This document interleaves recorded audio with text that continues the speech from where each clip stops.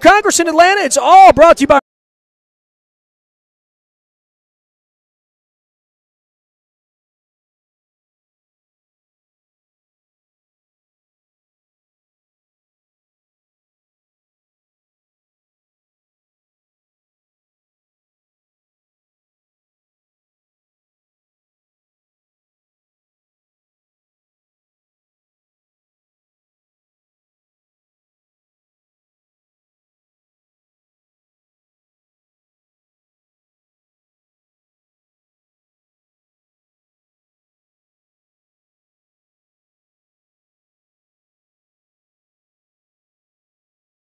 and all of that good stuff. So when I heard you were here, I'm like, I like me some Will Witherspoon that day at the University of Baltimore at my alma mater that I do not contribute to.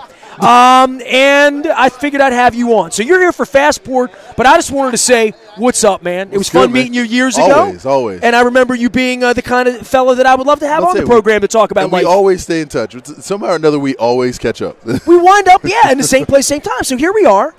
You're here for Fastport, so let's promote this because I know this is important, and go on. Yeah, Have at it. I mean, you see it in the byline, right? America's leading veteran hiring solution. Fastport is exactly that.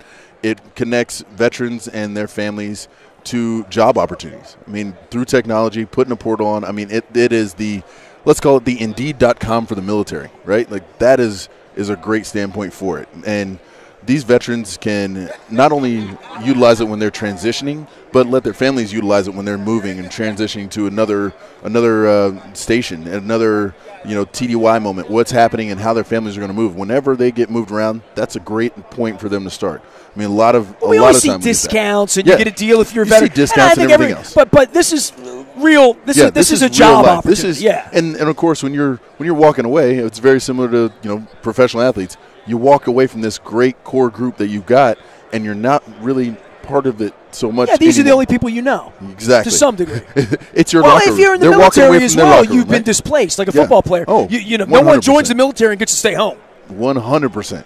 And, being a military kid, I definitely understand it. I mean, I saw my dad go through that the same way. Where'd you grow up? Panama City, Florida is home. But good oysters. Yeah, there were. Crazy marches and Aprils, I'll tell you that. If you could survive that. Whew. Yeah, and right now there's not and Spinnaker. There's not a shade tree in sight in my side of town. Apalachicola oysters. Yeah, but the oysters are all washed out now with all the hurricane. Yeah. It's bad. It's a sad moment to go down there and see what's going on, but there's a lot to come, and I think there's a lot of good opportunity for people to make some good changes there. You feel old or young? How do you feel? Oh, I'm always young. You feel young? I'm always young. Well, I'm going to make you feel old right now. No, because, you can't. Yeah, no. I'm reading right here. That was 1492, and I'm still younger than you. Panthers linebacker Will Witherspoon had a career-high 16 tackles in my wife's first Super Bowl. The Carolina Super Bowl 38 loss to the New England Patriots. This guy's still doing it. Like, what? Yeah. What Weird, is right? going on, Weird, man? Right? She was a blonde last time when you were here before. It was crazy. And I had hair, but it's okay. we all make it through there. My hair wasn't silver. Yeah, well, exactly. Right? Mine, actually, I've had those since I was like 22, just like my dad. So they pop up here and there. Wisdom. Anyway. Yeah, that's what they say. That's what I say. All of a sudden, I wonder. I don't feel wise. I'm not changing. Well, that's you're not silver enough, Luke. Looking back at that, I go, man, that was a great experience. And to see a guy like Tom still on the field, you always got to respect that. I mean, there are, like Drew Brees, I respect for everything he's doing at this point in his career, right? Everybody thought Drew was done years ago when he had that shoulder injury.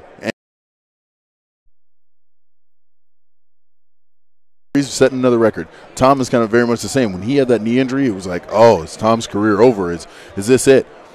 Guys can come back, and I think those two are great examples of guys who can make the league long and last and have that great longevity for what they do, partly because they love the game and partly because they understand the game the way they do. They know that when things change or their bodies are changing, like you see that they make differences in what they do day to day. Well, you know how hard it was to do this once. Yeah. Oh, yeah. But to do it like 1,900 times, that's a whole other problem. We're going to talk about that. What had happened was – Well, the other thing for guys like you, and I would say this to anyone walking around, and I've said this to Luke, we've had some athletes drop by here, and we're like, ooh, man, he probably should mix in a salad. And then we've had some other guys drop by like, I can't believe he played football, right? I mean, they're offensive linemen, and we see Matt Burke, and he looks like you, right? Yeah. I mean, it's crazy. Matt's lost a ton of weight, right? Like, and like he did Jordan it Gross. overnight, Yeah, too. like Jordan Gross is another guy I played with. I was like, Jordan, where's the other you? Like, it's like there's a whole you missing. You lost that much weight, it looks like. So it was kind of crazy to see that. But you're one of those guys. You walk around as a normal guy, not looking like you played football. Yeah, I try and be pretty normal all the time. That's just me. And I don't try and do more than I need to at this point in life. I try and make sure I'm covered with what I need, and that's what I need to do. Lift lightly, do what I need to do, keep the body loose. That's the goal. Will Weatherspoon joining us here, former Super Bowl participant here. We're on Radio Row in Atlanta, Georgia, getting it done here. Some thoughts about the Rams and what's happened there. I know you still you're watching what's going on here. A lot of things happen there. I think of course everybody talks about Sean McVay and what change he's brought to the game and what change he's brought to the team. I like his ideals. I like the way the guy coaches. His enthusiasm for the game, and it's like he has that moment to be kind of a steel trap for football, right? Like he can be your best friend conversating to you and then turn and be like, the lights are on, we got to go to work. Well, this is his first great chance, right? Yeah. This is like being in first grade and having to go like the number one kid at the spelling bee, right? Like that's what it is. Like you were a little bit nervous about that, but at the same time, you got to focus. You got to stay and understand that it's not that hard to spell the words. You just got to go do what you do every other day. Now you're just standing in front of a bigger crowd. Is it weird for you as a former St. Louis Ram? I think it's such an interesting dynamic. We had that in Baltimore for years with the old Colts who didn't really want to have anything to do with Indianapolis, but it's the same franchise. I got Jack Youngblood coming here. I I was going to St. Louis. His name was on the wall there. That was always weird. Now he's coming by. Full circle, right? And you're in LA again. It's like, what? You just don't know what to do. And I know, a lot of people in St. Louis are torn about it. A lot of people who have seen that whole transition, it's like some people are like, okay, they went back home. Like there's some that accept that. And then there's others that are like, oh, Stan Kroenke just tried to stick us and just did it for years. And I'm like, okay, guys, but I didn't control that. But for me, for me, it's all about the guys and teammates and just looking at the great things that are happening for them, and you're just happy for guys. Like I don't have a problem really choosing one way or the other. If I go back to a collegiate outlook, right? Like I'm going to look at the Georgia boys and say, all right, well, we got Todd and Sony Michel, right? Both of them. I hope they both have a great day. I want to see a great game. That's all that really matters to me. But there's a part of me that's going to cheer for the Rams. I'm just not going to say anything else. That's Patriot fatigue anyway, right? Yeah. It's wild. It's kind of interesting to see that they've maintained themselves for so long with so many different players, different movements, and I think their approach is just to be everybody be steady. Everybody be your 1/11th, your rock. You do your role and don't try and do two jobs. That's exactly what they do, and just playing principles. So you see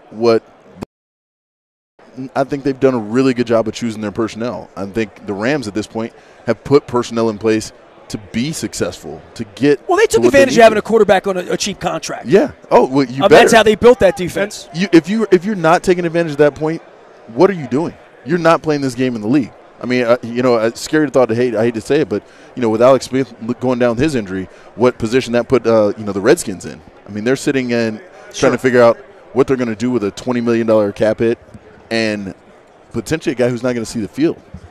How do you get the next man to fall in place, and who's going to fill that role if you need to have a guy on the field and a backup? You can't go out and say, I'm going to pay another guy $20 million. Well, what are you telling Alex Smith there? Tell everybody how to find Fastport.